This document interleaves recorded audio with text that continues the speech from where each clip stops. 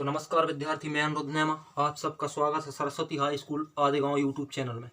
तो विद्यार्थियों, आज हम कक्षा 8 में सामाजिक विज्ञान में पाठ 4 में राष्ट्रीय एकीकरण के बारे में पढ़ेंगे।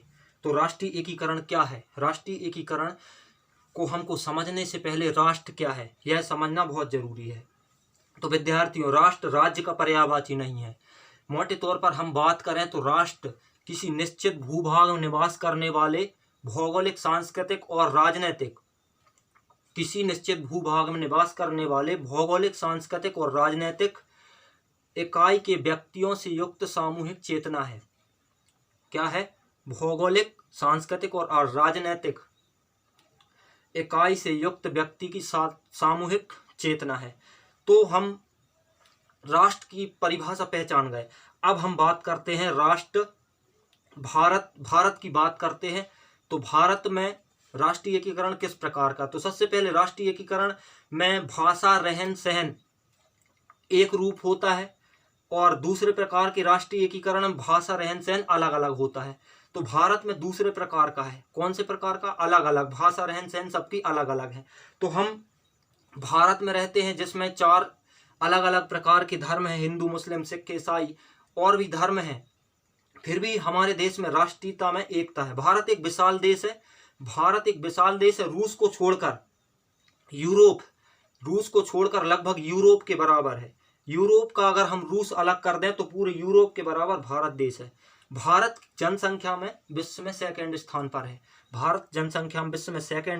है।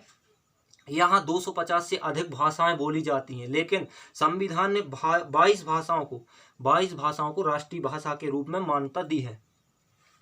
तो अब हम बात करें कि भारत का राष्ट्रीय एकीकरण जो है, राष्ट्रीय एकीकरण में हम समझेंगे क्या, तो वो देखते डायरेक्ट हम अभ्यास में चलते हैं।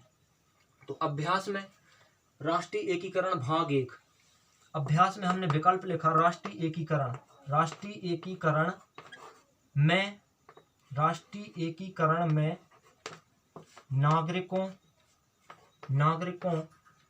के मन में कौन सी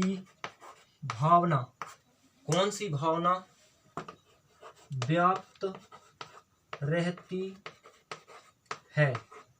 तो नागरिकों के मन में कौन सी भाषा व्याप्त रहती है, कौन सी भावना व्याप्त रहती है? तो आप कहेंगे राष्ट्रीयता की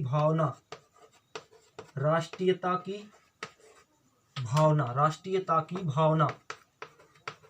हम कहते हैं कि हमारे देश में अनेकता में एकता है।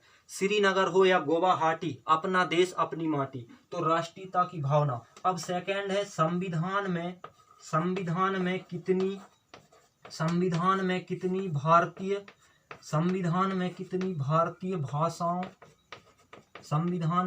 भारतीय भाषाओं को अधिसूचित किया गया है? संविधान में कितनी भारतीय भाषाओं को अधिसूचित किया गया है? तो 22 भाषाओं को अधिसूचित किया गया है। अब हम बात करते हैं खालिस्तान की। पहला, खालिस्तान। भारतीय संविधान में खालिस्तान मौलिक अधिकारों का प्रावधान है। तो इसका आंसर है 6। तो भारतीय संविधान में 6 मौलिक अधिकारों का प्रावधान है। सेकंड, खालिस्तान।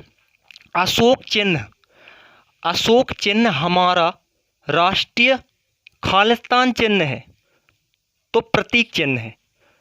अशोक चिन्ह हमारा राष्ट्रीय प्रतीक चिन्ह है। थर्ड, प्राचीन काल में वर्ण व्यवस्था खालिस्तान पर आधारित थी, कर्म पर आधारित थी। प्राचीन काल मतलब 3 काल होते, प्राचीन, मध्य और आधुनिक। आधुनिक मतलब अभी, प्राचीन काल पूर्व का काल। तो प्राचीन काल में वर्ण व्यवस्था कर्म पर आधारित थी। फोर्थ खालिस्तान है कि भारत का विभाजन सन खालिस्तान में हुआ। सन 1947 में भारत का विभाजन हुआ। अब हम बात करते अति लघुत्तरी प्रश्न। राष्ट्रीय एकीकरण क्या है? आंसर है राष्ट्र के निवासियों के मन में व्याप्त राष्ट्रीयता की भावना राष्ट्रीय एकीकरण है। सेकंड है पंथ निरपेक्षता से क्या आशय है? आंसर किसी धर्म के प्रति भेदभाव ना होना पंथ निरपेक्षता है। किसी धर्म के प्रति भेदभाव ना होना पंथ निरपेक्षता है। थर्ड है, विविधता में एकता का क्या अभिप्राय है?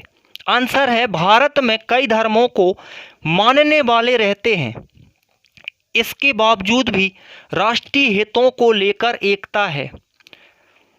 तो इसके बावजूद भी राष्ट्रीय हितों को लेकर एकता है, तो इसका अभिप्राय है भारत में कई धर्मों के लोग रहते हैं। ठीक है, तो ये आंसर हमारे हुए। और इसके बाद हम सेकंड भाग में आगे का कोर्स करेंगे। तो विद्यार्थियों, आप नोट्स बनाते जाएं और इनको याद करते जाएं। तो मिलते हैं अगले भाग में, तब तक आप इनको रिवीजन करें और इनको लिखें। धन्यवाद।